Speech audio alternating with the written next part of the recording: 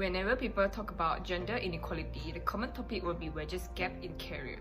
But there is another gap that exists that need to be addressed, which is gender health gap. Gender health gap describes the way in which your gender identity can have a bearing on medication attentions and treatment you receive. Women are generally vulnerable to get infected with diseases due to biological reasons, where anatomical difference and hormone changes during menstruations or pregnancy reduce immune function.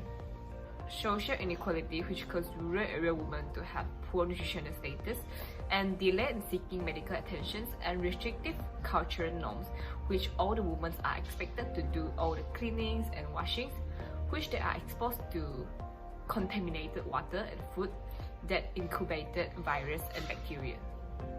What is zoonotic diseases and how does it relate to women in rural area?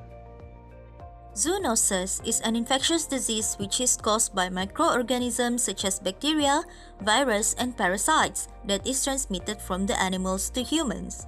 Wild animals are intricately connected with humans, domesticated animals, and environmental components, and thereby directly contribute to the transmission. In reality, gender discrimination had affected women in few ways, such as poverty, where women had lower resources of income. This causes them unable to spend on proper sanitation, especially during menstruation period.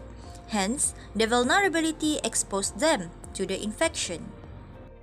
Lack of decision-making power also affects their access to information about health and the preventive measures, such as information about the vectors and ways of transmission of zoonotic diseases. The only way to curb the problem is by improving women's social status and involving more women in deciding the policies and rules. Proper education on the zoonotic diseases, the causes, risks, and preventive measures should be exposed to every woman, especially those residing in rural area. Awareness can be done during their clinic visits or outreach programs to this secluded area. Involvement of the government and healthcare providers are essential to reach those women. Proper hygiene and sanitation information should be introduced to women, especially when they are involved in managing the household and also taking care of the children.